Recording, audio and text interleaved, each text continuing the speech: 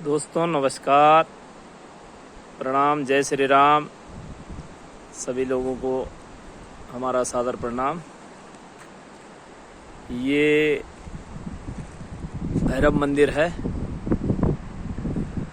और इस मंदिर के बारे में जो मैं इतिहास जानता हूँ, इस देवता के बारे में या इस दैत्य के बारे में जो मैं इतिहास सुना है, देखा है, उसके बारे में मैं आपको भी रूबरू करवा दूँ।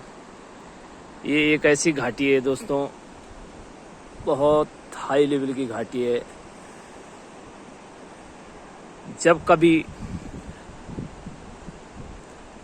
टेरी राजा ने इस घाटी के लिए डिमांड रोड स्वीकृत करी थी, तो यहाँ कम से कम 6 पट्टी है और 6 पट्टी की घाटी के लिए जब ये रोड स्वीकृत हुई थी तो पुराने लोगों ने, मशीनें उस टाइम नहीं हुआ करती थी और इंसान खोद के ही रोड बनाते थे। तो इस बारे में मैं आपको बता दूं कि ये जो घाटी है ये बहुत ही डेंजर घाटी थी। महाभारत काल से पहले, रामायण काल में भी, त्रेता युग में भी यहाँ पर दैत्य हुआ करते थे और धीरे धीरे जब वो दैत्य क्रूर रूप दिखाते थे तो वो नर बलि लेते थे। तो ये घाटी ऐसी है दोस्तों कि यहाँ हर 6 महीने 3 महीने बाद नर बलि मीन्स इंसानों की मृत्यु हो जाती थी किसी न किसी कारणवश। जैसे कोई ढंगार गिर गया या किसी वजह से नदी में बह गया, कुछ न कुछ यहाँ छल कपट होता रहता था। तो आपको मैं बता दूं कि कभी हम भी यहाँ रात आते थे शाम के टाइम, तो ये जो सामने पहाड़ दिख रहा है, यहाँ रात को दिए की तरह, दीप जैसे कैंडल लाइट होती है, दिए की तरह यहाँ लाइट दिखती थी हमें भी। और हम धीरे धीरे इसी घाटी में बड़े हुए हैं, पले बसे हैं। ये सामने हमारी पुश्तैनी छानी थी और यहाँ पर हम लोग रहा करते थे। तो हम लोग बहुत परेशान हुआ करते थे यहाँ पर इस घाटी में। और जिस रोड की बात मैं कह रहा हूँ कि यहाँ के जो दैत्य थे, चंदनी भैरव के नाम से पूजे जाते हैं। चंदनी दैत्य के दैत्य राक्षस जो थे, उन्होंने इस घाटी में रोड जाने नहीं दी और जो लेबर यहाँ पर ठेकेदार रोड कटवाता था तो उसका खाना हमेशा खून से बना हुआ रहता था, दाल भात का खून बन जाता था। और ये बहुत ही आधा हकीकत आधा फसाना, लेकिन जब पुराने लोग बताते हैं तो ये हुआ यहाँ पर। तो ऊपर ठीक जहाँ पर सूरज है वहाँ पर एक छोटा मंदिर था, हालांकि मैंने वहाँ पर बड़ा मंदिर बनाया है। और उसके बाद जब 2006, 5 और 6 की बात है, यहाँ कुछ लोग काम कर रहे थे तो इस घाटी में बहुत ज़्यादा ऐसी इसी तरह अजीब सी घटनाएं होती थी। और हम लोगों ने यहाँ पर नहाने आते थे तो हम लोगों को भी काफ़ी दिक्कतें होती थी।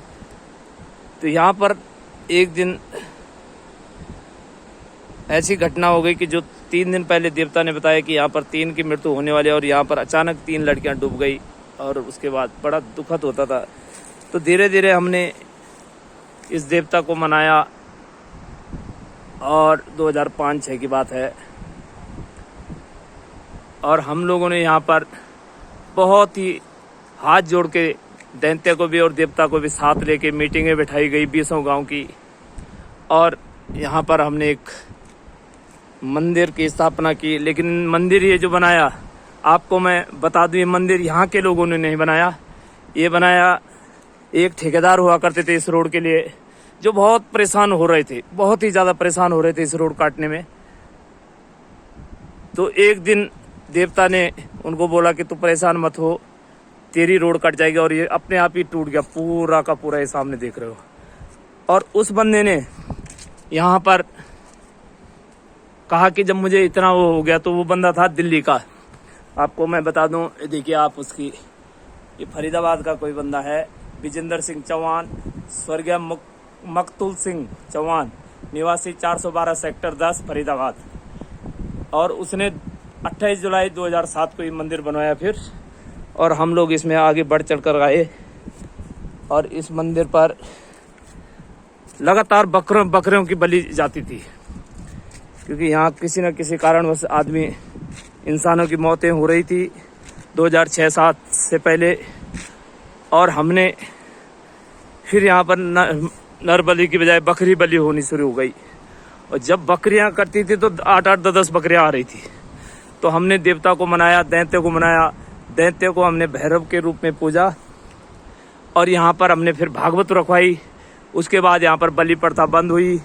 और उसके बाद इस देवता की बहुत बड़ी शक्ति है, जिसके बारे में मैं आपको बता दूं। ये वीडियो आप ज़रूर देखें, शेयर करें। ऐसा नहीं है, ये देवभूमि है, ये उत्तराखंड देवभूमि है। यहाँ पर कुछ ना कुछ होता है और यहाँ पर शक्तियाँ हैं। तो ऐसी मेरे घर पे पूजा थी, तो मैंने एक दिन देवता के साथ बहसबाजी करी कि शक्ति हम तब मानेंगे जब देवता आप उल्टी कांच की थाली पे चावल चिपकाएंगे। और यही किया, और देवता की इतनी शक्ति है। आज हम लोग इसे बहुत अच्छी तरह पूजते हैं। ये मान और चंपा देवता का मंदिर है और ये भैरव का मंदिर है उसी के साथ। और बड़ी कृपा है देवता की। जय मान देवता। आप सभी के ऊपर मान देवता की कृपा बनी रहे, असीम कृपा बनी रहे, आपकी मनोकामनाएं पूरी हो। और ये देवता ऐसा है, कभी इसने पैसा नहीं लिया किसी भी काम के लिए। ये पैसा यदि किसी ने चढ़ा दिया तो ये सीधा फेंक देता है उस पैसे को भी। और जो उसका बजाया होता है ढोल बजाने वाला, उसको दे देता है। अपने पास कुछ नहीं रखता। और जो भी जिसकी भी मुरादें पूरी होती है वो कुछ नहीं, एक सिरपल इस मंदिर पर चढ़ा देता है और उसको चढ़ा के अपना आशीर्वाद देके चला जाता है। बहुत बहुत धन्यवाद।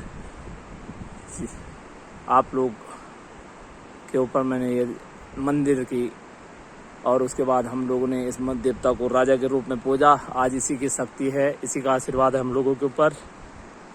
बहुत बहुत धन्यवाद। जय मान देवता, जय कुनिका भैरव, जय भैरवनाथ।